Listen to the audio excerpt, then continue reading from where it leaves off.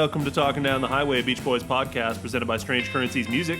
I'm Matt. I'm Glenn. I'm Tim. Hi, Tim. Hey. Hi, Bowie. Yeah, that sounds like a pet. Yeah, that was a pet. Bowie was especially pet today. When I walked in, he was very pet, like barking pet. Like lots of barks from Bowie today. I think maybe he forgot me. Every week I come in. Sounds more like an attack dog than a pet. Seriously, Bowie is vicious. He barks a lot. He's overcompensating for his small size. What have you been feeding that dog, Matt? I don't feed him. Crystal meth. Oh, there you go. There it is. And meth. And meth. Yeah. We had some crack pie this week. Family over for the weekend. That's good. That was the name of the recipe. It was so pie. good that Apparently, it's like crack. I don't know. It was some restaurant in San Francisco. It developed it, and What is it? What's I don't know. It's like a crack of a the restaurant named it that. Okay. But the restaurant was in San Francisco, so Does it have like a fissure running through the middle of it, or something? I Okay. don't. Yeah, Well, great. but All right. Well, I'm gonna try and push that information dogs out on of my crack. head. Dogs on crack. Hey, That's what I'm saying. Happy New Year to everybody. Yeah, it will be. It will be by the time this episode drops. We're still recording this back in ye olden days. People are going to wonder, did they record this episode when the world was still black and white? And we will wonder, did you record, are you listening to this episode in a year in which, They're flying cars. yeah, flying cars, and does democracy survive 2024? Right. Let us know, future Matt, Tim, and Glenn. I feel like we've done this joke already, and We on the old show we had to prepare for contingencies. Yeah, there were lots of contingencies. we recorded an episode at the end of the year once, and The world practically ended. well, there was concern, right? Yeah. There was gonna be volcanoes or some shit like that. So we had to. like I an think we hitched our insurgency. wagon to the volcano thing, and that didn't end up happening. But Well, there was a pretty good one over in Iceland. I think it's toned down, though, the eruptions over there. But, it could happen again. A crack in the earth. Could open a fissure. Well, this episode's dropping on January 5th. So okay. if anything crazy happens on, the next day, January 6th. Yeah. in memory of a crazy thing that happened before, Another coup then attempt. people will at least still be alive to hear this episode. Where were you on January 6th, people? Certain answers to that question will get you a permanent ban from Talking Down the Highway, a Beach Boys podcast. All right. Send us your responses on Instagram. You know who's not listening? The guy who tased himself in the balls and died of a fucking heart attack. Wow. Yeah. Okay. Yep. He's gone. He's gone. Yeah. That's too bad. No. Sounds like he could have really contributed a lot to the world. It's one of the great stories of American history, which, by the way, that never happened.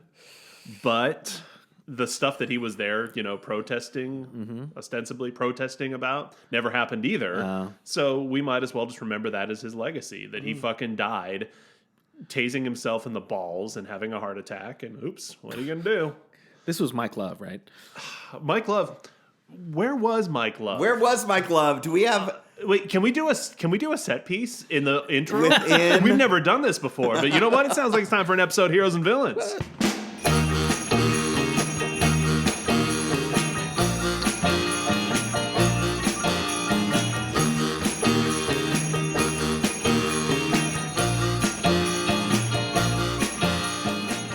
All right, it's Heroes and Villains, where we discuss the heroes and the villains, whatever it is we happen to be discussing this week. And this week we are apparently talking about January 6th.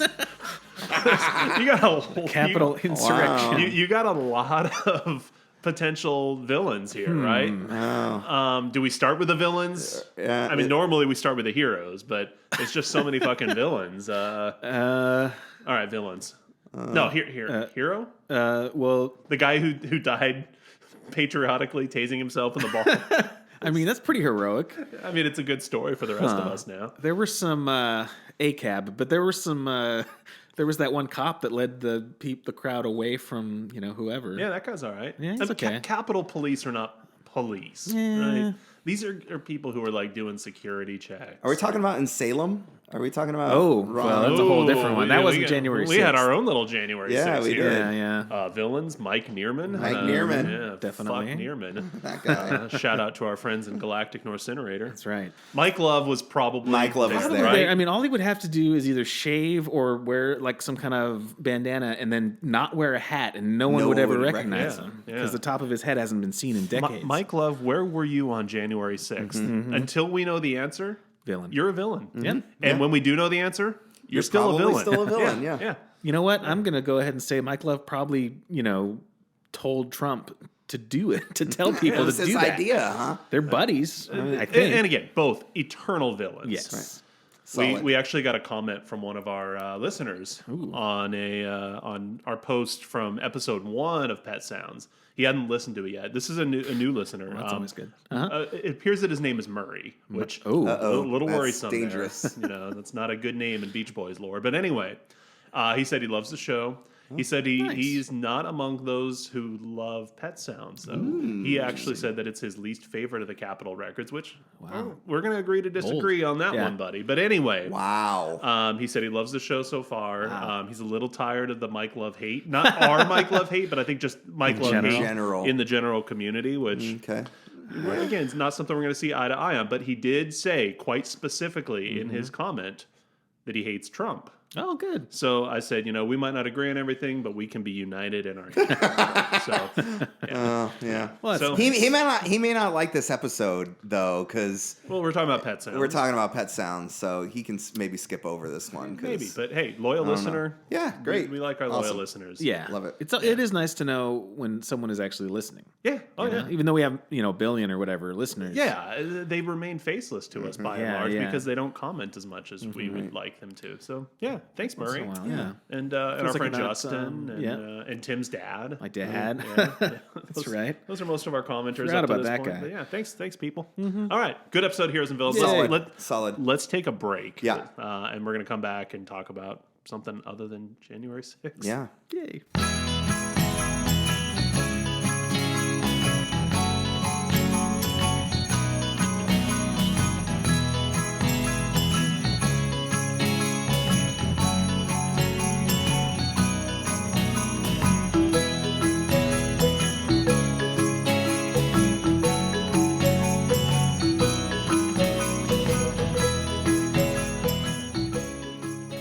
We're back, and this week we are talking about our second half of our 2-episode arc. Talking about Pet Sounds. That's right. It was a cliffhanger last time. Yeah, we kind of left you off like, are they going to get to side 2 or not? When are they going to get to the fireworks factory? Right. Well, we're getting to the fireworks factory here. Good stuff. Yeah, side 2. So we're not really talking any context right now. We're just kind of like diving right into side 2 here because we left off talking about Sloop John B. Great song. But now we have flipped the record over, and we're going to listen to side 2. It took a whole week. It did, yeah. I don't know about y'all, but I was a big fan of just listening to side B. Put my headphones on and... How to do that. Oof. I mean, when you start with God Only Knows... Right. I mean, come on. I mean, both. I feel like the sequencing is very deliberately done. Like both sides start with just a perfect song right off the bat. I mean, and go from there. Dude, you drop the needle, and on side A, wouldn't it be nice? Side B, God only knows. I mean, you can't go wrong. Right. I would argue again, and I feel like I've said this before in some contexts. I don't know, but this is the perfect song. This is my favorite Beach Boys song. I was going to say, I think it's probably my favorite too. This one, I don't want to talk about it too much because I get emotional about this song. Like, this is like one of those songs that I almost don't want to critique or analyze or listen to closely. That was one of the things I was concerned about this week. Of going and just being responsible for side B of Pet Sounds is I didn't want to listen to it too much and wear it out, and so like and then weep on the podcast exactly. And so like I listened to I made like little playlist on my iPod not really an iPod. Your original iPod. Yeah, my original iPod on the little click wheel, mouse yeah. wheel. Yeah, but I listened to the stereo. Yeah. Then I listened to the B-side on mono. Yeah. Then I listened to the instrumental only. Oh, okay. Yeah. There's some key differences between the stereo mix and the mono stuff, like the original mono, because they didn't do a stereo mix, I don't think, until years and years later. I don't know, right? I could be wrong. They may have done one at the time, but the one that came out in like 96 had some differences specifically with this song because the only voices on the song are Carl singing lead, Brian and Bruce. And in the mono version, the outro is, I think it's Brian doing two parts, and then Bruce is the one that sounds a little bit more, his voice is almost more like a cartoon, not a cartoon character, but he's very proper. God only knows, like that. Right. That's enunciated, him. right. And then that's the fade out for that version. But apparently on the stereo mix that came out in the 90s, like that version of it was lost. So it's see, Tim, different. already you're getting too much into the weeds for me. Like this is where I'm getting like defensive. I'm like, stop. Breaking it down. This is just a beautiful song. A song is like gossamer, and one does not dissect gossamer. Sorry, that's Seinfeld. Thank you. I don't know. That was part of my problem is I didn't want to listen too closely to the stereo, to the right. and then the mono and the differences because I didn't want to pick it apart. Yeah, like, you don't want to dissect it. Part of me is like I just want to picture Carl. I just want to picture like. It's a perfect vocal. Perfectly vocal. Perfect vocal. And just like think about all the different times that this song's been performed and think about like that first time that they performed this after Carl passed. Oh, okay. And how that went down and what's it like now that Carl's gone? Is this song still resonate and what is that? And I don't know, just like all the feelings, all the emotions. Yeah, I get it. For me, on less of an emotional side, I just think it's kind of interesting that those are the three voices involved here. Like Carl doing a lead is rare enough, and then Bruce and Brian and like none of the other guys is just kind of interesting to me. Yeah. And that's one of the things that makes it a perfect song is that Mike Love has nothing to do with it. And yet he probably sued to get writing credits. He did. Oh wait, actually, I don't know on this one. Well, that's another thing about Pet Sounds is the vocals are they are still Beach Boys vocals, but like you're saying, like there's kind of a little bit different arrangements, not that traditional Mike Love on the rockin' verse and, then the big harmonies on the chorus. Mike Love's name is not not credited. Good. And I love, again, you guys already hit on one of the points I want to talk about, that Brian delegates to Carl. Like, I want you to take this lead. And it's a inspired choice.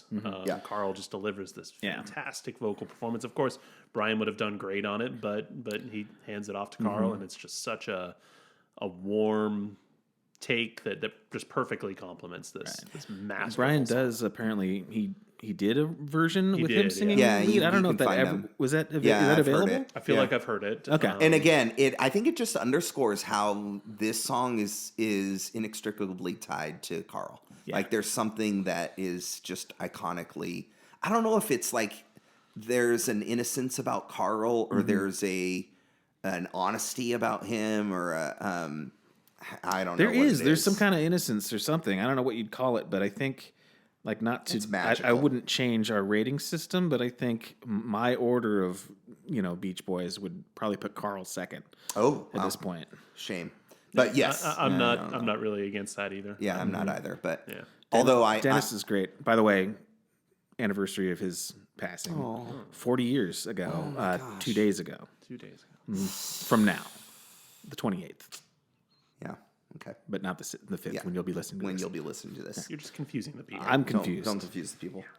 Well, around this time, yes, we remember. I mean, beautiful. Beautiful song. It's great.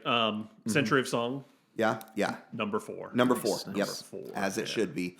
What isn't it? And there are plenty of times where I've called this my favorite song ever. Yeah. And meant it. But and it came in number 4. You're not alone. Paul McCartney calls this his favorite song of all time. a guy who knows a thing or two about writing a ditty. Carol Kay plays a 12-string bass on this, apparently. 12-string bass.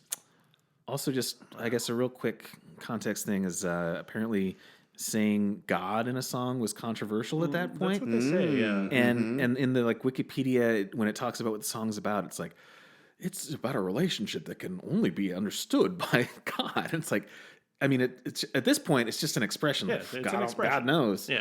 I guess back then maybe it wasn't as common of an expression, and it actually like had more meaning, and it was a little bit controversial. But at this point, it just seems silly. Yeah, that does seem silly. That does seem silly. Although I think maybe the mention of God in it might elevate it, like to this kind of magical, mystical, spiritual. I mean, the whole thing is kind of element. Brian thought of this whole thing as being kind of a religious experience. I think, right? The whole process of making the album. So yeah. And there's something there is something you feel something I don't know unearthly about the composition of it, the fact that there's something below the surface here or above the surface, whatever, that feels elevated. It's glorious. It's great. Good job, Tony Asher, on the lyrics. 5 stars is not enough for this No, song. Yeah. 27 stars. All right. Okay. All right. Next one is controversial in its own right. It is, yeah. I Know There's an Answer is the name of it. Yeah, as I said last week, if there was only one thing, and it's not if there was only one thing, the only thing I could say, I wish this were different about this album, the original chorus, Hang On To Your Ego. Hang On To Your Ego. And some of the other lyrics were tweaked a little bit too. Yeah. But most of them stayed the same. And there is one of the re-release bonus whatever versions of Pet Sounds has Hang On To Your Ego as like the final track. So it's out there to hear. Yeah. I don't think Mike Love's on it at all. I think he refused to sing any of it. But like Al and Brian, I think are doing the singing. But this is still... Wait, hold on. Okay. Rate Your Music does say that Mike Love does sing on it. On Hang On To Your Ego? Well, on I Know There's an Answer. Okay, yeah. So Mike refused to sing Right. on As the... far Oh I my understand, gosh, you know yeah. what Rate Your Music also has next to Mike Love's name? Lyrics. Ugh! Well, so he didn't write the lyrics, but he has songwriting credit because he made him it change worse. the name. He objected from to it. Hang On To Your Ego to I Know There's an Answer. But Brian is the one that went off and wrote new lyrics, as far as I know. But Mike Love wouldn't sing the original ones, so maybe that's his credit. I don't know. But yeah, because the whole ego thing, and this is another thing that seems silly these days, because you just kind of toss the word ego around as meaning like self-centeredness. Right. Of course, the like Freudian meaning of it is like the self, but also just like the real world and the thing that sort of negotiates between the id and like your morality. And in this context, it's, you take LSD and you experience ego death, which is the complete loss of subjective self-identity. Right. Apparently. And so like the original title was Let Go of Your Ego, because Brian had done LSD, and I guess the idea is that you want to achieve ego death, but then he changed it to Hang On To Your Ego, and it became more of a cautionary tale. Like don't lose your identity, just, fry in your brain every day. And then, of course, even that, Mike was like, we don't want to be associated with all this drug shit. Right. So let's just give it a whole new context. And I guess Brian at that point wasn't really all that resistant to it, because it sounds like it's kind of like shook him a little bit. And then he kind of sort of asked the other guys, and it just became too controversial. He's like, okay, fuck it, I'll write new lyrics. Which, I don't know, it's still a great song. Yeah, it is. I mean, lyrics aside, and the lyrics are fine, but lyrics aside, the production value and all that, it's right up there with anything else on the record. Asher was not involved. It was a guy named Terry Sachin who co-wrote the lyrics of Hang On To Your Ego.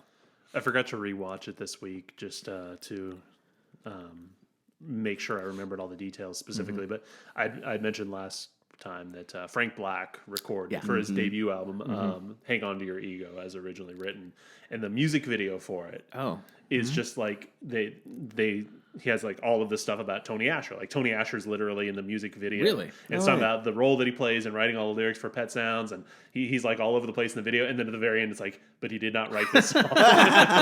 That's funny. I listened to the. It's like a total '90s, indie rock Uh-huh. music, like low budget, dumb looking, But yeah, right. I gotta look that He up didn't write this because song. I listened to his Frank Black's version of the song, but I didn't watch the video. It's like a disco song. Kinda, the way yeah, he did yeah. it. It's cool. Yeah, because Frank Black is cool. Yeah. Oh, that first album is so great, and the second one is even better. I don't know if I've actually heard the first one. It's really great. Which one has Los Angeles on it? That's that same album. Yeah, The first one? Frank Black. Yep. Okay, yeah, Yep. that one is really good. I met a man. He was a good man. Frank Black is a hero. He is, and we already did that segment, but We did, but he's a hero. Yeah. Wait, is that a baritone saxophone? oh, there's all kinds of probably. Well, there's definitely a bass harmonica. So that's Yeah. what I don't bass see a harmonica bass solo. harmonica. No, it's in there. I don't know if I don't see a credit it's for it. listed here, But that's definitely a bass harmonica, Yeah. not a baritone sax. there's a whole bass harmonica solo. Yeah. Let's see. Personnel. Yeah, I mean, I was looking through the personnel. I couldn't see who it was, but isn't it? Yeah, there it is. Tommy Morgan, bass Tommy harmonica. Morgan, there it is, Yeah, right. and a bass clarinet apparently. 12 Oh, see, it just has the one I'm looking at. Just says harmonica. yeah. It doesn't say bass harmonica, but No, the Wikipedia has a little bit more specifics. okay. All right. Yeah, Good stuff. All right, next. Great stuff. Next, we have Here Today. yeah. Today, that's right. Great song. Great song. Great song. This was the one that. So when I first listened to this album as a whole, like it was at a point where I already knew that the hits, so to speak, like so well that it was hard for me to take it all in as a unit, as opposed to just like, wouldn't it be nice? Sloop John B. God only knows. And this was the song that kind of like sucked me in and was like, oh, okay, these or I guess you'd call them deep cuts, have a lot of value on their own, and like I need to listen to them specifically and then go back and listen to everything together. But this was the one that really grabbed me. The other thing that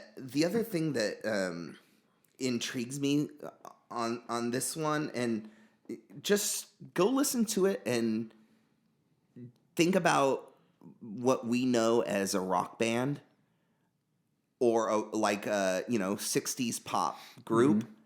There's no like classic drums. There's no like Dennis Wilson playing the drums. Like there's not really a drum beat per se. No. It's just it's composition. It's composed more like and arranged more like a Symphonic piece. And I think that was what Here Today really struck me. This repeated kind of listens this week was like, my gosh, this is so complex. This is not like some mop tops in a garage, banging away a garage rock song. Right. And there is nothing wrong with that. There is nothing We wrong love with that. And that's what I'm Plan. saying. Like oftentimes when we think of, 60s pop and, is that, or, what's big at that time, that Beatles-esque element of it or whatever. This is so complex in all the different parts. And it's,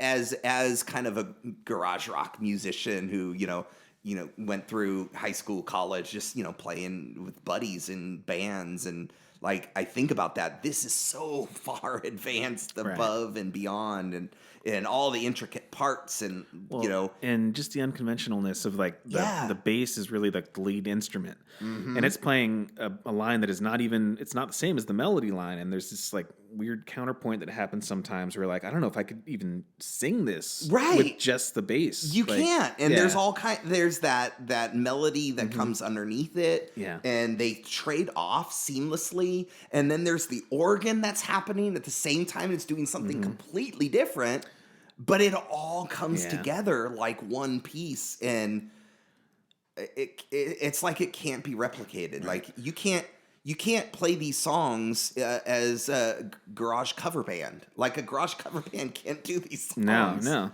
I've got little notes about unusual instrumentation and for most of these, and this like the last one had a bass harmonica. This one has a bass trombone apparently, which is probably a pretty cool instrument. I don't know. There's like regular trombones too, I think, but like and the saxes too, just all coming together like for those honky sections. Honky.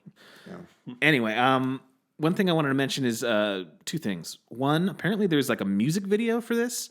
It was part of a promotional film they did with several songs, and they were all wearing scary Halloween masks, but I wasn't able to find it anywhere. Yeah. So I want someone to tell me where to find that so I can watch it. Have you seen it? I have seen something of them wearing. Yeah, I feel like I have seen this one. I gotta track that Ooh, down. I haven't seen that. Yeah. Yeah, I definitely remember the Halloween mask thing. They're like out in the woods or something. Okay. Yeah. Well, if people get on the Talkin' Beach Boys Instagram, they'll find a link to it, won't they?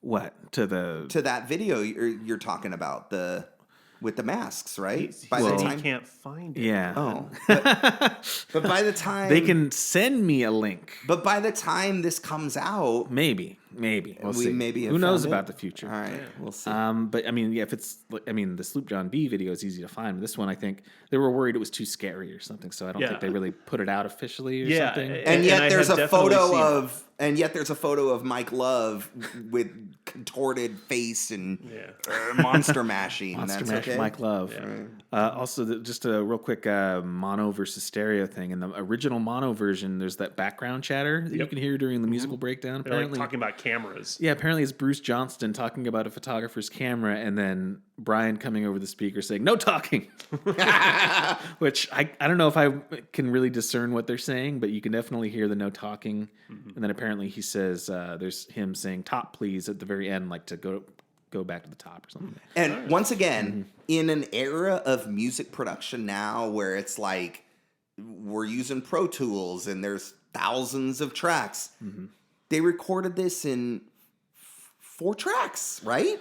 They would do like mixing mix down, right? Stuff, But bouncing and but like they're in a room with essentially a 4-track machine recording this thing and mixing them down and doing all the kind of studio trickery. But like so much of this is live, like composition. I mean, it just blows my mind. Yeah, I mean, a lot of the mixing is effectively happening in real time. Brian is talking about like to the accordion player, turn just this way a little bit, so that we get a little bit more, of this part of the sound. Yeah, so the mixing is largely happening in real time. So crazy. And that's the other thing, like, a lot of music that, these days it would like erase that little chatter bit from the middle, like, use the paintbrush and cut out that clicking sound. Whereas this kind of, I don't know. Scoop the mids just a little bit? Right. This adds Sorry, like to the I don't know. Punch the treble. Yeah. Wait, no. Somebody's flatting. Somebody's flatting. Okay, thanks, Murray. Sing it sexier, Al. All right, well, hey, let's take a quick break, and we're going to come back and talk about the second half of the second side. Yeah? Sure. All right.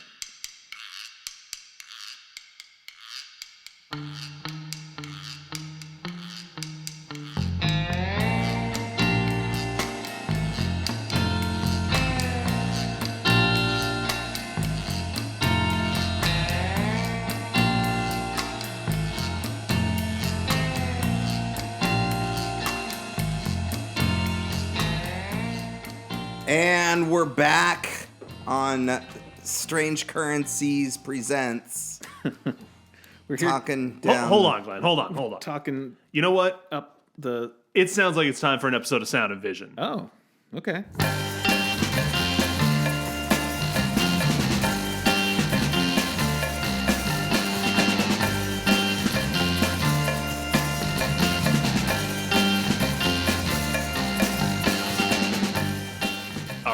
Sound and Vision, where we discuss all things aesthetic using the scale provided to us by David Bowie. Glenn, if we really like something, we call it a... Low. Low is right. David Bowie's masterpiece. Tim, if we don't like something, we call it a... Mike Love. I mean, Never Let Me Down. Never Let Me Down, in which David Bowie really let us down. I almost bought it at Crossroads the other day. Ooh. Yeah, I saw it. I saw it too. I saw it. Eventually, I'll have it. Yeah, tempted. You got to complete the collection and everything. But and if it's just in the middle, Yeah, Let's Dance. Let's Dance. David Bowie's okay stop. I still don't have Let's Dance on vinyl either. Oh, you don't? Okay. I got to complete the collection. It's mid. It's mid. It's okayest album. Okay. Bangers up front. Yeah. We've established Yeah, this. we've established that. Well, we are here. We just found this thing that we have been talking about. We found it. That's what we did I during the remembered break. in a fit of inspiration. I remembered. I know that I've seen this video, and where had I seen it? In the 40th. That's right, 2006. 40th anniversary edition of Pet Sounds, which comes in this lovely like felt exterior, and Tim is this is the rubbing sound of all it. up on it right now. That's the sound Lovely. ASMR. of it. Yeah, and the vision is this lovely green felt covered thing. Looks like grass or something. But there's a bonus DVD in there, and on this bonus DVD, we found the promotional film. Promotional film. For Pet Sounds. Wow. It's not just a Here Today video. It's It not is- a there's music 4 video different per se. songs on it. That corrections from the previous segment. Yes. Corrections. We found it and we watched it over the break. We did. It does not exist on the internet. Well, it must somewhere, but Yet. It will when Tim Yet. fixes this. Yeah, we might need to get this going because this is a rare find. this may end up on the Instagram on video the Instagram. forum. Yeah, this is. This might actually be the thing that gets us a whole lot of views. It was disturbing. It was disturbing. I will Oh, say. well, hold on. Let's set it up here. Okay. Oh my gosh. So the boys are, as I remembered correctly, out in the woods. It's very Mike Love centric. Mike Love is sort of the central character here, and he is Unfortunately. surrounded by these ghastly looking monsters who happen to probably be the Beach Boys. Yeah, the Beach Boys wearing masks. Well, wearing masks. we don't know that. We're not sure, but probably. Most of the Beach Boys. Bruce Johnston is not one of them. No, because they couldn't find a mask big enough for his head. Fit his head, right? Okay. Well, he potentially shows up at the end. That may have been. Oh, maybe that was I Bruce think Johnston. I think that was still Brian. But. Okay. Yeah. But scary masks. Scary Yes, masks. like you Scary said. masks. Bizarre. There's all kinds of ways. I don't want to give it all away. Yeah. Right. You know, you got to find it for yourself. We're in the forest, and Mike Love is like drinking out of his boot. Like it Something was dumb. something. He's like, trying to be like Charlie Chaplin, It- but failing as he does at miserably. everything. It's bad. They're playing Old Maid for some reason. Yeah. But so, No narrative. So we got to give it a rating. Okay. I mean, this is Sound of Vision. Low. Okay. Well, there's a couple Let's things. dance. I mean, it's Or- hard. This Never is, Let Me Down. I mean, this is a moving picture. So It's a movie. It is. We have a couple things to consider. Hey, on the plus side, Mike gets ostracized. Exactly. Yeah. So Low. I mean, Low. They effectively, yes, not to spoil too bound- much, but they essentially kick Mike Love out of the band in this Yeah. video. Yep. And he finds solace by joining the hill people, the monster. And he's like, oh, you're a monster. I'm a fucking monster too. We can coexist together. I'm out of the Beach Boys now because it's a fucking low. It's a There's low. no- yeah, It is it's a low. amazing. Yeah. Yeah, it's incredible. I have not spent a better 4 minutes, I don't think, in the year 2023. So, it's funny because aesthetically it's Terrible. not great, but I mean I actually do like the reveal of the masks. I think that's a low, but for the most part it's very kind of in Never Let Me Down territory. It's very simplistic, one camera, like it's not a film, but then the plot and what actually happens, that's a low. yeah, it's great. He gets fucking kicked out of the it's band. great. Yeah. And has to resign himself to being the monster that he is. So Yeah, there it perfect, is. love it. It's Love, great. low, Low. excellent Totally low. episode of Sound One of of the Vision. best. All right. Lovely. All right. That's That's 2 lows in a row. Yeah. Wow. Oh, big. All right. So let's pick up where we left off. What a great song here. Yeah. I just wasn't made for these times. Yeah. I love it. It was used very well in an episode of Mad Men. It was, yeah. Roger Sterling's acid trip. Yeah. I'm trying to see what the little factoids I picked up. I don't know if people care about those. Apparently, there's Spanish in the chorus. In the background, they're saying "Cuando seré un día seré," which means when will I be? One day I will be. Wow. I had never noticed It's that just back before. there. It just sounds like oohs and ahs, but then it's yeah. like, oh my god, they're actually saying words. Holy, I had no idea. I need to go back. And See, here I that's- was thinking their only brush with Spanish was Días de verano y también sus noches. What is that? So, Summer days. and And summer summer nights. nights. Oh, okay. Spanish. That's the other thing about this album, and this song that was one of the notes that I had with this is you can listen to this song 20 times and hear something different every time. Mm-hmm. And It's one of those for sure. Like, there's theremin in there. There's this harpsichord going on. There's a quick note on the theremin. It's an electro theremin, which is invented by Paul Tanner, and Paul Tanner is playing it. And this one is actually specifically a Tannerin. Right. Because he had the control. Well, horizontal. the Tannerin was named after the fact. He made one instrument, the electro theremin. Okay, my understanding. okay. And there was literally only one in existence, and he played it. He's the one who played it. I think, I could be wrong, but just based on my skimming of Wiki, somebody later made one, started making it in kind of in tribute to him and called it the Tannerin. Okay. Because I think this does actually sound more like a straight up theremin. I mean, it works on the same. But I think by Good Vibrations, then they're using the one that has a little bit more pitch control. I don't know. We're getting deep into the dorky weeds instrument here, but yeah. But his thing used a string, I think. Basically, it was it's like a theremin without. You just set the volume with a knob, and then another knob affects the pitch, but he has that hooked up to a string so he can slide back and forth and do the portamento, as it's known, the sliding between pitches. Anyway, I mean, more research needs to be done, but that's my understanding. Okay. You mean more than Wikipedia? Yeah, I know. I don't know if there is more. No. I mean, I think that's kind of just reality. So good. But yeah, Paul Tanner, great. Carol Kay is not playing the bass here. Still a great bass line. Yeah. Ray Pullman. Yeah. Good song, great song. It's I mean, this is one of those songs, and just the title even, that it feels like it defines Brian. Oh yeah. Yeah. Just overall.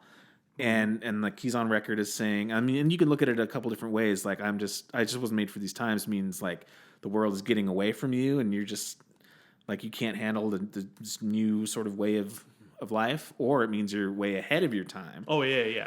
And there's a quote in here where he kind of talks about either way, he, at this point he seems like he feels comfortable in these times, but at the time he thought of himself as being advanced, but then he could also see someone seeing themselves as being stuck in the past. But yeah, it's open to interpretation. That's the beauty of it. There's so much nuance in the second verse, right? It's I'm trying to remember the exact lyric, but every time I want to look for places where new things might be, or every time I get the inspiration to go change things around, no one wants to help me look for places where new things might be found. Right. So yeah, I think he's commenting on these dipshits who he's stuck, making music with, whether it be Mike Love or, Murray for a while, who just didn't want to mess with the formula and doing new things. And he's like, fuck that. I'm going to do that. I'm going to make this album basically by myself. Yeah. I think the Spanish stuff, I think, is in the sometimes I feel very sad part. I could be wrong, but it's in there somewhere. You know when he really feels sad? Mm-hmm. Sus noches! Noches! This is one of the ones that is on the Sub Pop single. Sorry, man. I don't speak Spanish, so it's just gibberish to me. Sub Pop put out a Beach Boys single, a rare. What does Sub Pop have to do with the Beach Boys? I guess Capitol got that label involved for some reason to basically promote the upcoming Pet Sound sessions. Okay. So they put I had it up and then I the mid '90s. Yeah, it was sometime. Okay. Well, let me see. Hold on. Because that was probably 30th anniversary. I want to say. Oh right. I have that one too. Maybe that promo video is also on there. Ooh. 7 copies of Pet Sounds. More edited. So it is. I just wasn't made for these times. Along with, I just told you this earlier, and I can't remember what it was. There's fucking ads everywhere. Just let me see the photo. Well, it's an instrumental of "Wouldn't It Be Nice?" Oh, no, vocals only. "Wouldn't It Be Nice?" And then backing the stereo backing track to Here Today. But they made it look like the Sub Pop Singles Club with the black bar across the top. And I just think that's cool. Yeah, I'm gonna buy it after the show. Probably order it on Discogs because it's cheap. All right, nice. All right, cool. Well, Pet Sounds. The song. Based on Pet Sounds, the album. Mm-hmm. So this is a correction from last week. I think last week I mistakenly said "Let's Go Away for a While" has that on Broadway beat, but this is the one that sounds like on Broadway. Yeah. Boom, boom, dum, dum, dum. Yeah. Apparently, I think I've read that Brian wanted this to be like a James Bond theme kind of sound. It was going to be called "Run, James, Run." Yeah. It's funny to think of. It doesn't sound like a James It really Bond doesn't. theme. Yeah. They used Coca-Cola cans for percussion. Oh, by the way, they used orange juice bottles on God Only Knows. I assume that's the Clip Clop, but I'm not sure. But yeah. Yeah. It's a song. It's a song. No, it's great. It's Super evocative. It's infinitely better than the other instrumentals that have been on previous albums. Yeah, in terms of instrumentals, I don't think it's got much on the other one. Let's go away for a while. Yeah, right. But it's great. It actually adds a little bit of, I don't know, kind of like levity towards, in that penultimate track spot. It comes between two sort of heavier. It's thematically heavier a breath. songs. It's a breath that comes before the closer, and all intentional. Again, sequencing of the album, I think, comes back into play here. We talk about, this has been spoken of as one of the great albums of all time, and that's one of the reasons why this works so cohesively as an album listen through, is because of moments like this. Yeah. So final track. Oh my gosh, so beautiful. Caroline No. Title. Carol. I know. That was what Tony Asher. Basically, the original concept was Carol I Know, and Brian misheard it as Caroline No. Caroline No. Right. Which equally evocative, intriguing. And this is the one that uses the Sparkletts bottle. Yes. Like right off that echoey kind of thing. Also, sounds great. Also, barking dogs. At the very end. Yeah. Which were Brian's actual dogs, which he at one point claimed was the inspiration for the name of the album, Pet Sounds. Banana and Louie. Yeah, Banana and Louie. But there's all kinds of claims about the name of the album. Yeah, in the movie, we'll get to the second part of Endless. What is it? American Family. American Family. Right. Yeah. They basically credit Mike Love as coming up with a name. It's Brian's Pet Sounds. But then he has claimed that. He has claimed it, but there's also been claims that it was derisive towards Brian, that Mike came up with it. Who knows? But Caroline No is great. It was released as a Brian Wilson solo single before the album came out. As it should be. So that was the original version of it, was just Brian Wilson. And partly, I think, the justification there is that he's the only voice on it. It's one of two songs on the album that doesn't have any other people singing. There's no, harmonies or anything like that. The other one is Don't Talk, Put Your Head on My Shoulder. And it's sped up by a semitone to make him sound younger. Which was apparently Murray's idea. Yeah. Yeah. Interesting. Good song. Did Murray suggest that specifically for this? I'm not sure album, if it was for this song. He said that in the past on some of the earlier definitely that. I'm not numbers. 100% clear. You might be giving Murray too much credit. I don't know. I just heard that before. Yeah. I mean, it was Murray's idea, but I'm not sure if it was specifically for the song. Glenn Campbell plays guitar on here.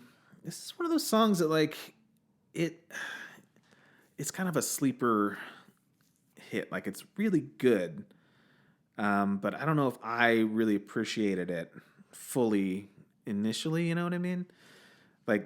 God Only Knows. I feel like this is in the same sort of category. It should be, yes. Yeah. I think maybe it's can be considered underrated in that. Yeah. I think when you think Pet Sounds, you think Wouldn't It Be Nice and God Only Knows are kind of like the two big ones. Maybe Sloop John B as well. But this one should be. This is one of the iconic, so thoughtful, so brilliantly pieced together. It's a complete package. This song is just glorious. Yeah, that extended instrumental fade at the end with the saxophone solo thing. Oh, is this the one with the bass so good. flute?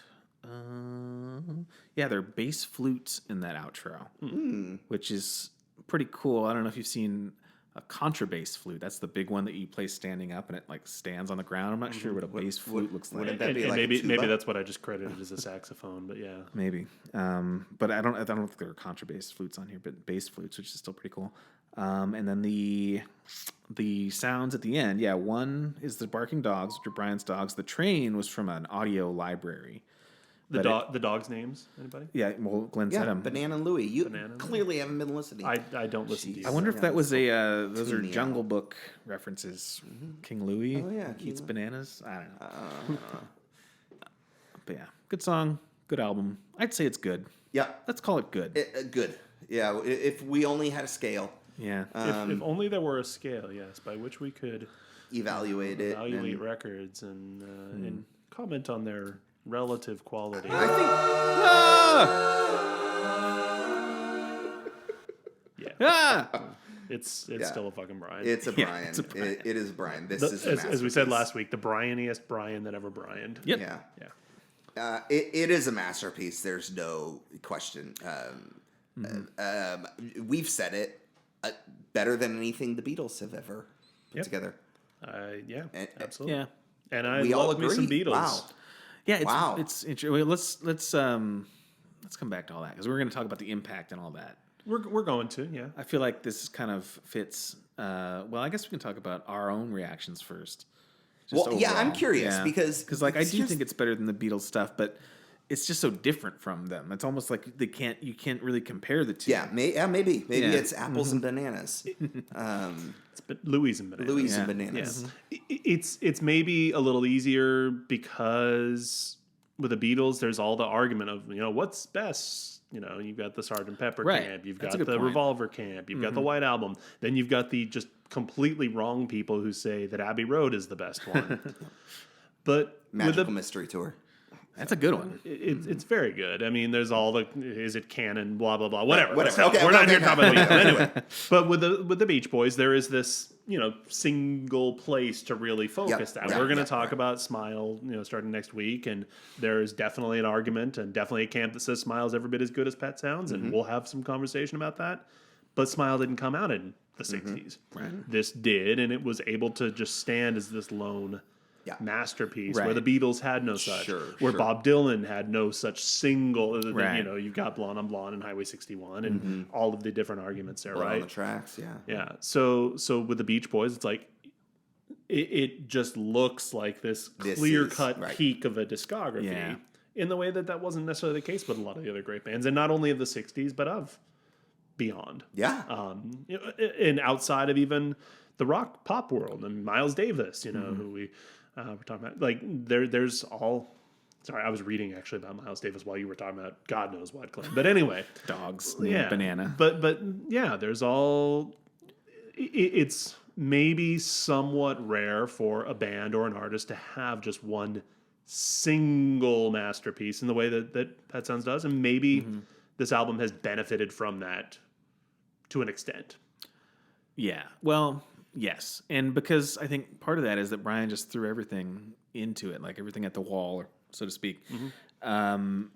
Production wise, like you could, there's some criticism when we can get into that after the break, but about like, maybe it's overproduced or whatever, or it's just all about this like technical, people just like it for technical reasons.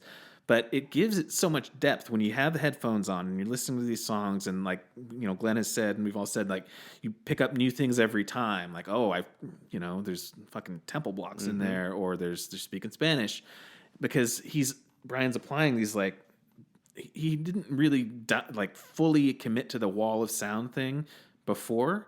And this is like a different wall of sound sort of approach than Phil Spector exactly, but Yeah, because it's not just a fucking everything. Exactly, Here. yeah. There's different it's layers. very carefully layered. Yeah. But there's so many layers that, I don't know, there's just so much more going on. It's so much more stimulating while listening to it than even Sgt. Pepper. Yeah. Yeah, and way more than like Rubber Soul. Hey, Beatles, if you had put Strawberry Fields and Penny Lane on Sgt. Pepper, maybe we'd be having a little bit different conversation here, but you didn't do that, and so this is the best album ever. There it is. Just That's saying. interesting. Yeah. Well, George Martin, by the way, said that's the biggest mistake he ever made in his career. Those two songs or just Strawberry Fields? Was not putting those two on the album. Yeah. Because then I'd say, all right, maybe we're having a little different conversation now. But this is the best. It's the best. yeah, it is. Yeah. Now, has it always been? This is the other question, because there's as we talk about the progress of this, there's plenty of conjecture about. Well, clearly Mike Love didn't like it. Mike Love's an idiot. Okay. Well, I mean, was that the consensus? Well, wait. So we're just talking about. We're getting into reactions and responses. Are we like running way long? How long have we been talking? We've been talking for 51-ish minutes or so. Well, if this episode goes long, Tim, then it goes long. Well, that's what I usually say. All right, so I dug up. I was looking at what was some of the early criticism. Sure. And so I found Melody Maker in July 30th of 1966.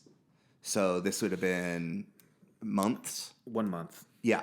So it's been out. No, sorry. It came out in May. Yeah. May 16th. So it's been out on the same day as Blonde on Blonde. Oh my gosh, Imagine that's walking right. into a record shop and like, do I get Blonde on Blonde? do I get this or do I get this? Or Wow. buying both of them and going and listening to those and just having your mind fucking you blown. cannot go wrong on those.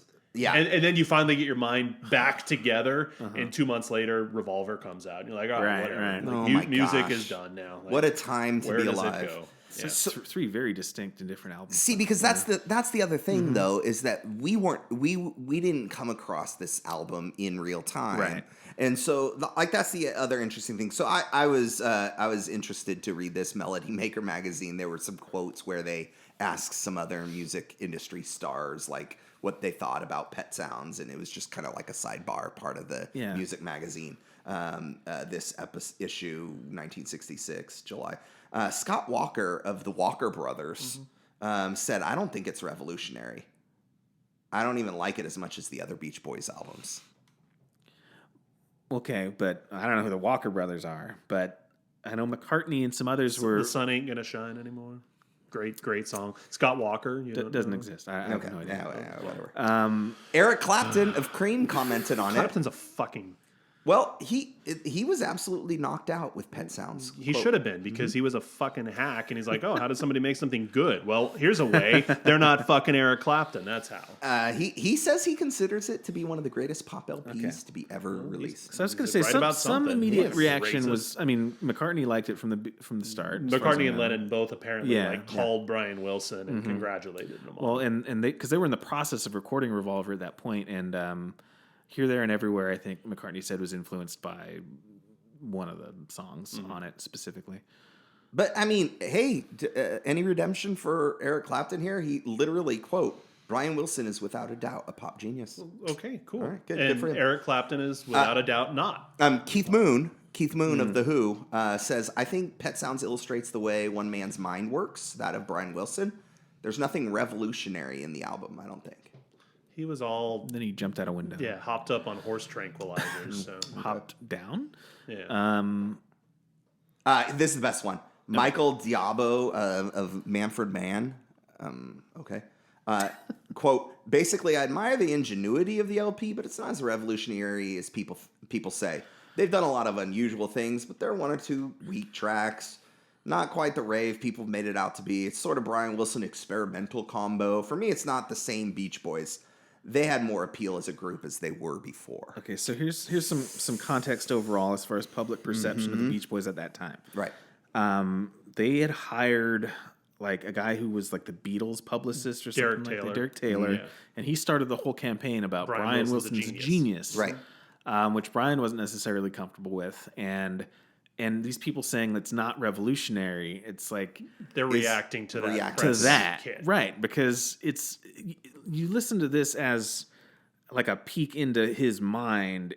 He is doing unconventional stuff. He is like reinventing pop music, but it's not like the average person is going to be. It's not like, Eureka in Rainy this Day moment, Women, right. Everybody must get stoned. Oh my God, I can't believe a guy's singing about Right. smoking pot.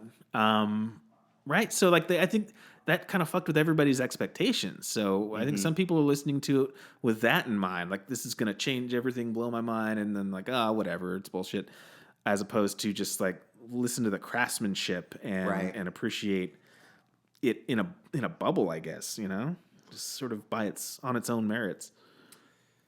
I mean, it was in a lot of ways, aside from some directions that pop music was going in. I mean, 66 is, the peak of kind of the garage scene. Yeah. You've got psychedelia on the rise. Right. Pet Sounds is only vaguely psychedelic in some ways. Right. It's definitely more of the Baroque pop kind of a thing. And there were others who were doing that kind of thing, but that wasn't necessarily where the hip element. Exactly. I don't think music was. But if you look at the reaction of the legit great artists, right? Not fucking Manfred Mann and not fucking Eric Clapton, but if you look at how did the Beatles respond to this? How did the Kinks respond to this? Mm-hmm. How did the Zombies respond? Here's how they responded: Sgt. Pepper, Village Green Preservation Society, right? Odyssey and Oracle, all of which are attempts to make the British Pet Sounds. Yeah. Andrew Lou Goldman, the manager of the Rolling Stones, said this album blew his fucking mind, and he basically tried to.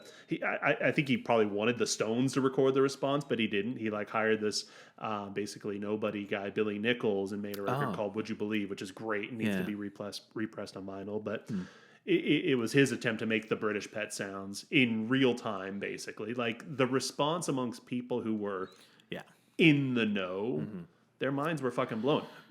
George Martin, the guy who worked daily with Paul fucking McCartney and John Lennon, says, I'm listening to this thing and wondering how can one person be this talented in listening to Pet Sounds. This guy worked with the Beatles on a daily basis, and he's like, this guy is blowing my mind.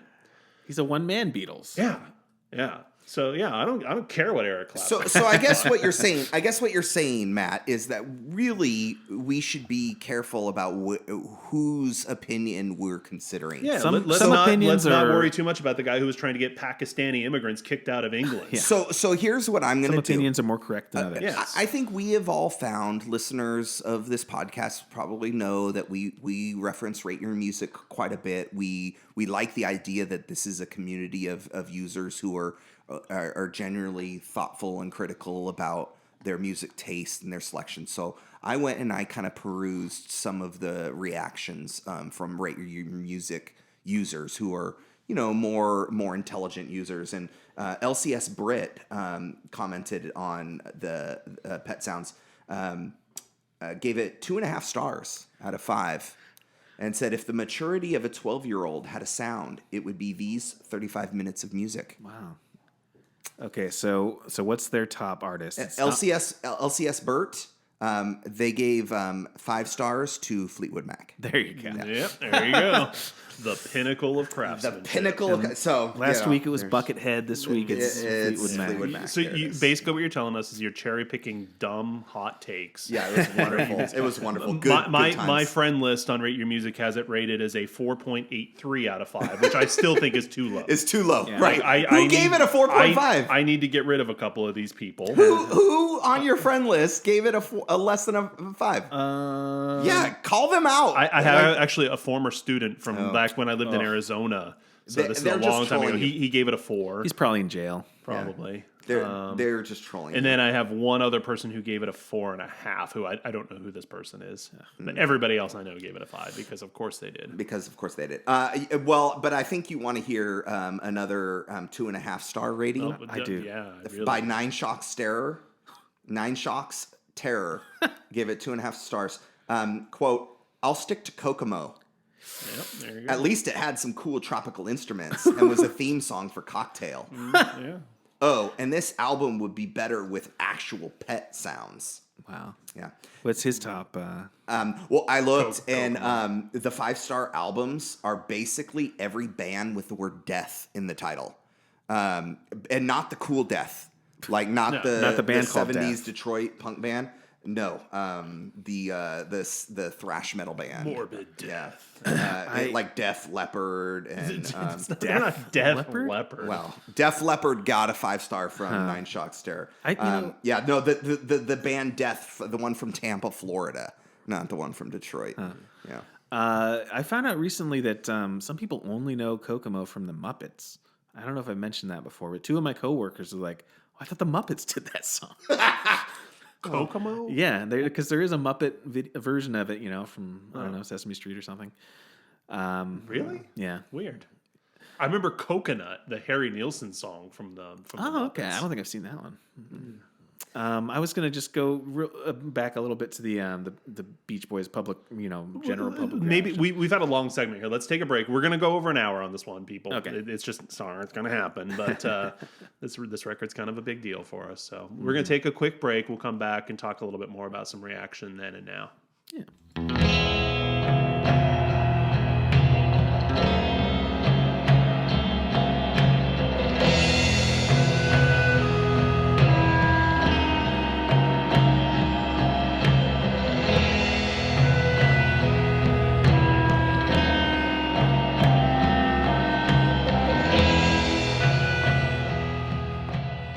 Anyway, the Muppets wrote Kokomo.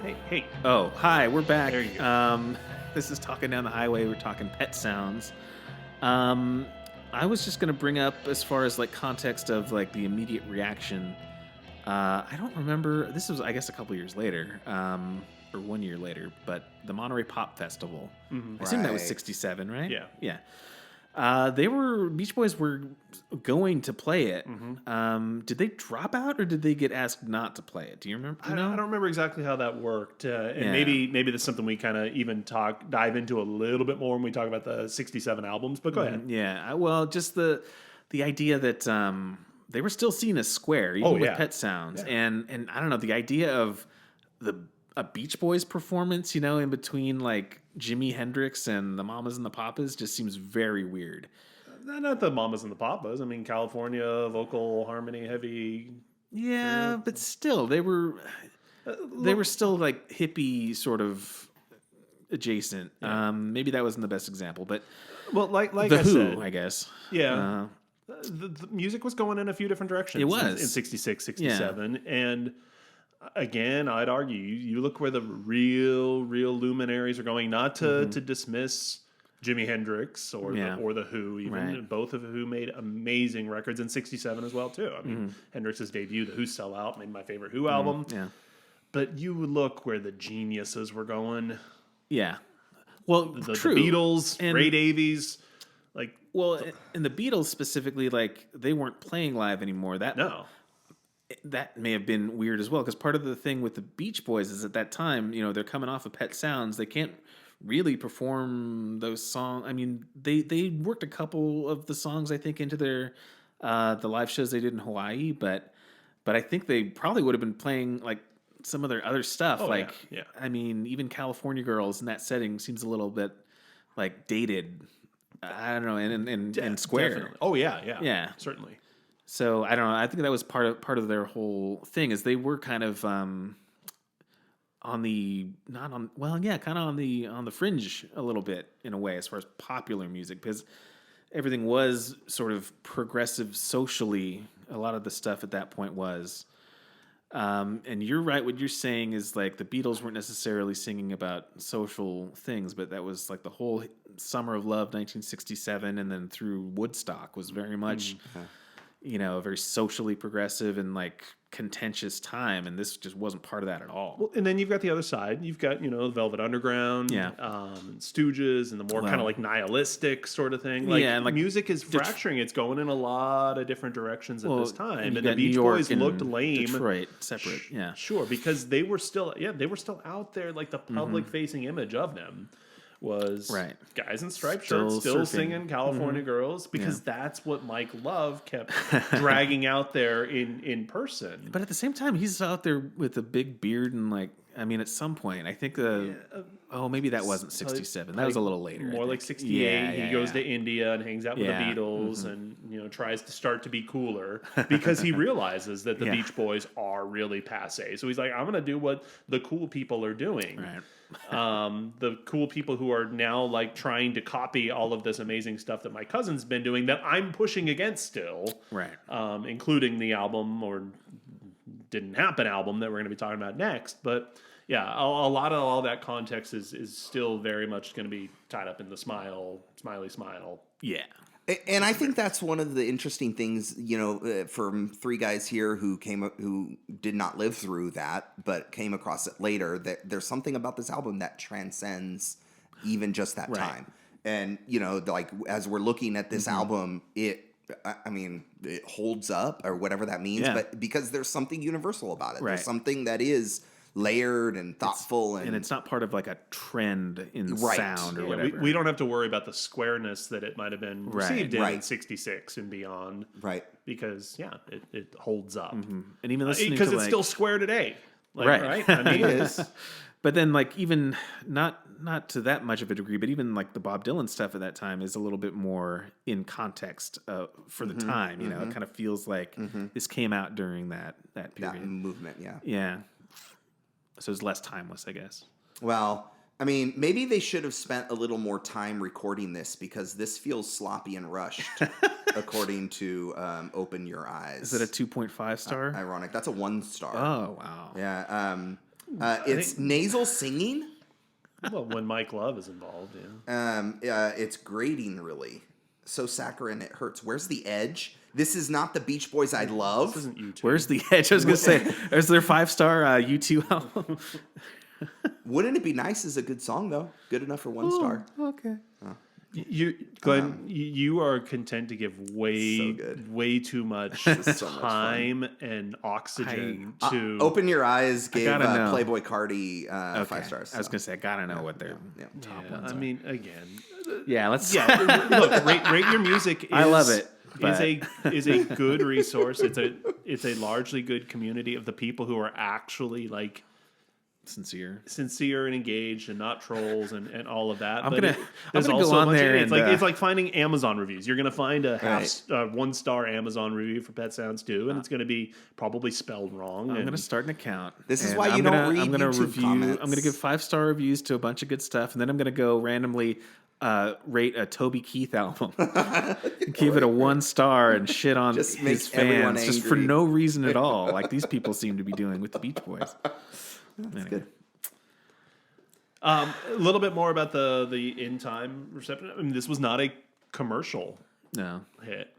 It didn't sell well, which I don't know how much that impacted Brian Wilson in terms of trajectory. And I think some of that ends up being muted because they have their biggest hit ever just a couple months after this is released. And we'll talk about Good Vibrations next week. So the like commercial sting, I think, of Pet Sounds at the time was probably softened quite a bit because they had that big number 1 hit, big seller, after. But I think, Brian was probably a little bit stung by the lukewarm critical reception in the United States. The critical reception in England was much better. It was. The hip people reception in England was much better than it was in the U.S. Well, and I think the Genius marketing campaign worked better over there. Yeah. It was a Derek Taylor knew how to talk to English people, I guess. There's a couple different. I don't know why there wasn't like a Brian quote incorporated. Maybe he hasn't really talked much about that, his feelings of its reception. But there was something from Marilyn, right? Yeah, Marilyn. Saying that he was heartbroken and all that, so he sort of started to hold back. But then Tony Asher said he didn't really care about that because it was almost like he was writing it for the Beatles and for to impress and show up all his sort of competitors. And so he only cared what they thought, is how Tony Asher made it sound. But there wasn't a Brian point of view in that little section I read. So I don't know. I'm not sure if it was a full-on Rivers Cuomo situation. Yeah. But definitely after that point, like he sort of stepped away from the, produced by Brian Wilson kind of thing. I think the Genius campaign contributed to that too, where he's like, people are expecting too much of me. Like when we started to get into Smiley Smile, like, well, Smiley Smile, yeah. Smile is him doubling down, I think, on this and not just having the support systems in place for it to come to total fruition. And we're of course we're going to get into that next week, but yeah, I guess it's after that really, but same kind of era. Yeah, I think if he had been burned at all by the reaction to Pet Sounds, like significantly, then he wouldn't have embarked on an even more ambitious. He wouldn't have dove in as hard as he did. Yeah, that's true. Yeah. I mean, so now maybe we talk about how this record changes from kind of a commercial flop, I suppose you could say at the time, to having a mixed reaction to eventually becoming known as this masterpiece. Did you guys find anything on that evolutionary step in between? Just in a general way, there's a lot of like white noise kind of around it, because like it wasn't really until like the 90s, I think, when it really started to get its due.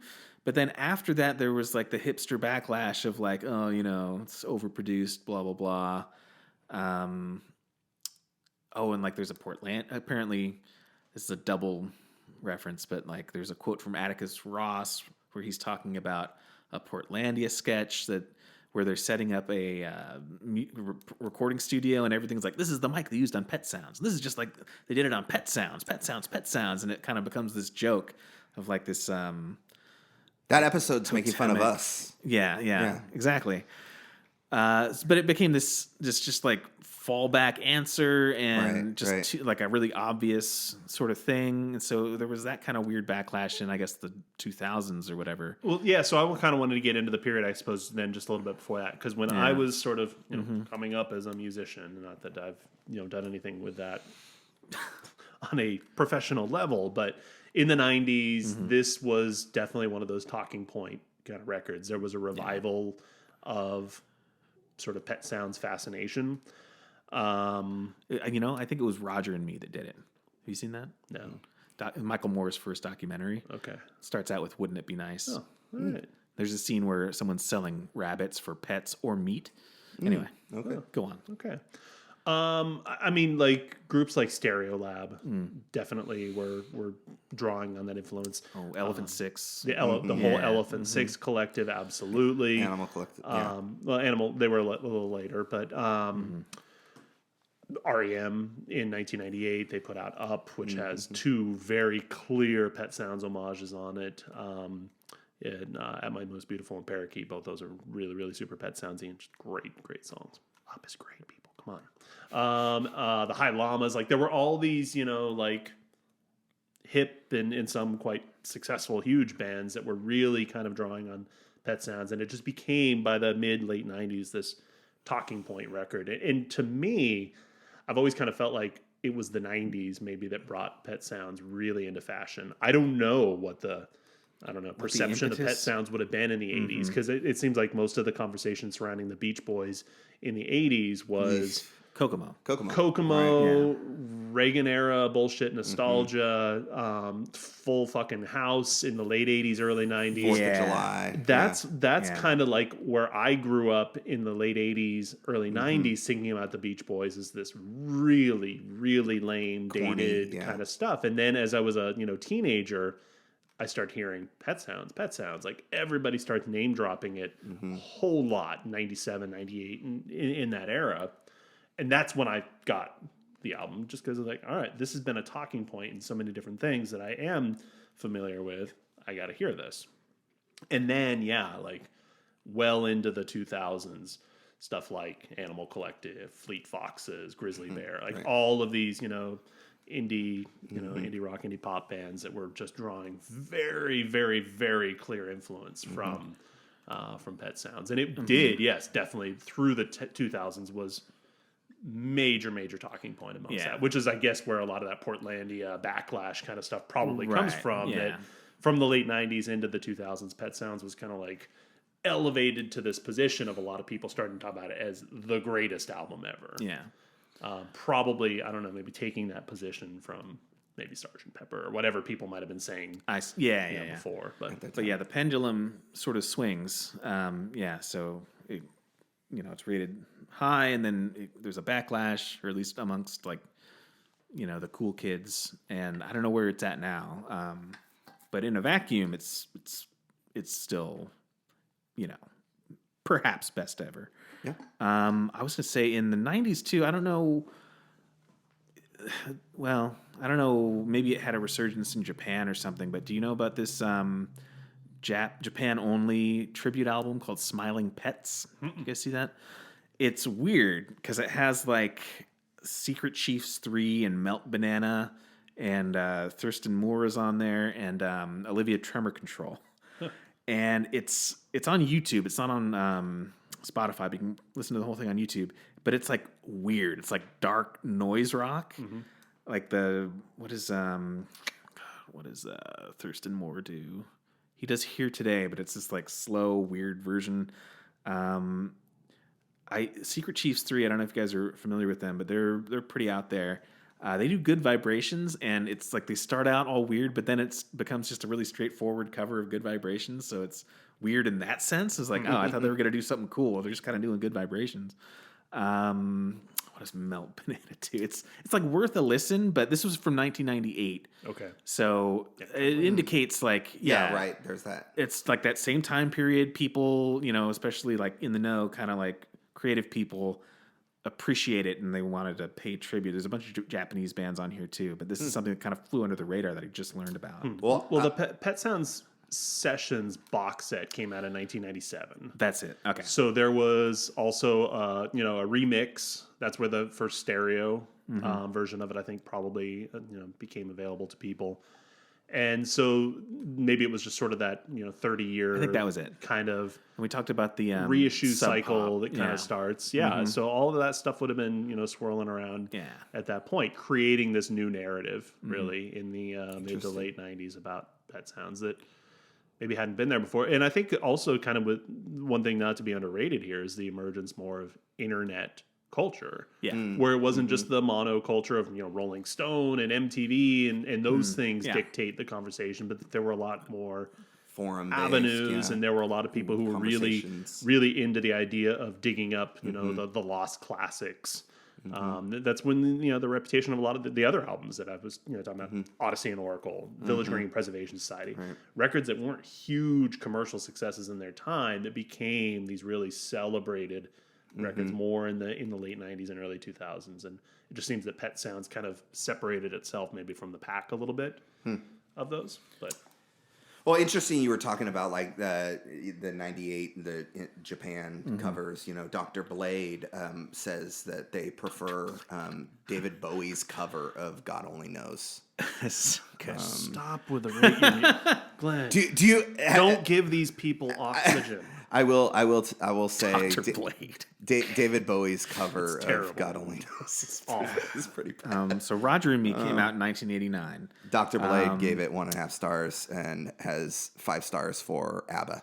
So Well, Dancing Queen is a fucking got- jam. he's got a point. Forrest Gump. Hey. Sloop John B. was on that, right? Hey. That was 94. 95. 94, yeah. Great soundtrack. Yeah, I mean, these little things popping up here and there. But, I mean, those songs were So all let's be honest. pretty well known. Our generation saved Pet Sounds. Yeah. Hey, Right? okay. Our Good job. Our teen years. Good job, revived team. Pet Sounds job, team. and restored it to its rightful place Yeah. atop the canon. We did it. We did it. Yeah. Done. I don't know how we've allowed the continuation of something called the Beach Boys, led by Mike Love, to exist. should really I'm start going to spelling blame millennials. Or Yeah. I think we're millennials. He should really start spelling it with a Z. Beach Boys. Beach to Boys. differentiate, Yeah. Hey, that Mike, you're listening. That's Clearly. cool. It's cool. Oh, people Beach love the Boys Z, with the Z. You should go to India Be the hip hop Beach Boys. and add Z to the end. Beach Boys. with the Z. And Mike, if you're listening, fuck you. Go eat some dog food. Yeah. I thought for a split second that I might run into Mike Love this last weekend. We went to Pink Martini's holiday special at the Arlene Schnitzer, and Maureen Love plays Is that the harp. his daughter or No, it's his sister. sister? Okay. Mike Love's right? I guess. Yeah, Mike- she's Mike the one who Love's- plays harp on it. Yeah. Mike Love's Okay. sister Maureen Love has played with Pink Martini. with Pink Martini, but I guess she's sick, and so she wasn't Oh, there. that's too bad. But I thought, like, oh, Maureen Love's going to be there. They only play one show or two shows in Portland. This is like their annual Portland, holiday tradition. That maybe the Loves will be in town. I guarantee Mike Love is atop the list of people who refuse to come to Portland. Oh, yeah. Right? Like, touche. Well, but he is doesn't he- Fox News to the core. Touche. He probably thinks it's a fucking war zone here. Right, yeah. His I mean- sister probably didn't show up because Mike's like, don't go to Portland. Don't go They'll, into- yeah. yeah. He's got like a They brother. hate rich white people Well, there. family in- Stan's in Lake I was Lake gonna say, Oswego, yeah, Lake O. yeah. So it's possible if he was coming to see family. Well, that's what I was saying. But I you didn't thought maybe see- Stan would be there, like Mike, Kevin Love, the basketball Right. player. You didn't spot any baseball caps in the crowd. I was looking. I was looking for little, The scrambled eggs on scrambled top, egg the caps. gold Yeah, stuff. there were a couple around, but Arlene Schnitzer's too nice. Like you can't wear hats inside. he would still wear He one. would wear. He He would. would. He probably would. He'd wear a top hat. Yeah. Well. Give him the Portland welcome. Get Tanya Harding to hire somebody. Oh, come on! bashes. Wow. Right? Wow. Sounds like another episode of Heroes and Villains. No, let's not do that. All right. Well, Glenn is over there pointing at his watch. Well, hey, I'm just saying. Pet Sounds. Pet Sounds. We're talking Pet Sounds. Yeah. It's This is a mega episode. It's a mega. Brian We're Wilson. gonna run to like an It's a hour and a mega half. episode. That's It's not a 5-star, not a mega 10-star, 10-star, timeless. Yeah. It's perfect. yeah. And we saved it. We saved it. Congrats. Good job, guys. We did it. Yeah. Yeah. Well, we didn't though. We tried to. We'll get maybe more into this because we're about to enter into a fascinating era of the Beach Boys, and we're not just talking Smile. Like this next 4 or 5 years of the Beatles of the Beach Boys is just a weird, fascinating time period. It really is. In which a lot of the elevation of Pet Sounds is going to bring this era into a little bit of more focus as well too. There's obviously huge intrigue that surrounds Smile and everything adjacent to it, but some of this other later stuff will also similarly become this really interesting touchstone, particularly the 2000s. We're talking about the whole idea of like bedroom pop and weird indie stuff. As we get into like these post Pet Sounds, post Smile records. I think that's another conversation that we kind of continue. I'm excited. We got to. How do we control the narrative of who the Beach Boys are? Because if you look at this idea that Pet Sounds is revived in the mid to late 90s, well, it's reviving the Beach Boys image from county fairs, Full House, the series of god awful Beach Boys albums that eventually we're going to be talking about. And I don't know, it's just that the whole Pet Sounds story just kind of is central to that because it's being raised up at this time when all of that other stuff is fighting to keep the whole cool element of the Beach Boys down. And I don't know, I think that's something I hadn't really thought about it before we started recording this episode. And now I'm just talking. But the elevation of Pet Sounds in the mid to late 90s is sort of a fascinating part of the Beach Boys story. Yeah, they fought out of the Full House hole, fought their way out. Which is hard because people love John Stamos. I mean, the man zip lines everywhere. Yeah. Well, hey, We're going to take a one last break. We'll come back to wrap it all up, and we'll be right back.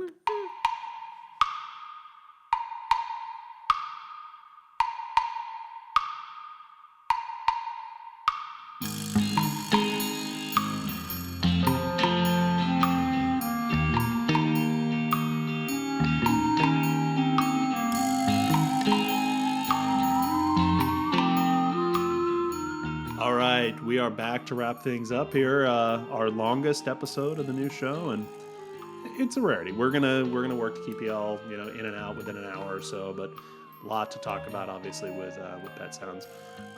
We're gonna be back next week.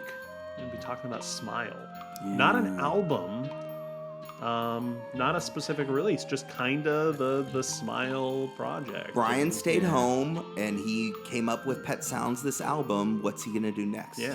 So What's next? looking forward to that fascinating era. In the meantime, you know what to do. I do. Go to Instagram.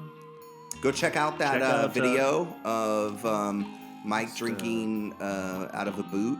Oh yeah, I am gonna post that. Yeah. Yeah. Go to Talkin' Beach Boys. Talking Beach Boys and Strange Currencies Music on Instagram. Go check out all that great content on strangeoccurrencesmusic.com. We had a record-breaking month here in December. It's coming together. It's happening. It is. And Traction. Yeah. And on YouTube, if you're watching us on YouTube, subscribe. Props to you. Thank you. Leave some comments. Follow the lead of Murray and Justin and Tim's dad. Yeah. Put comments out there. We know that YouTube is a cesspool of terrible comments, but that's leave a terrible comment. Leave a terrible comment. Yeah. Anyway, thanks for listening, and we'll catch you next week. Later. Bye.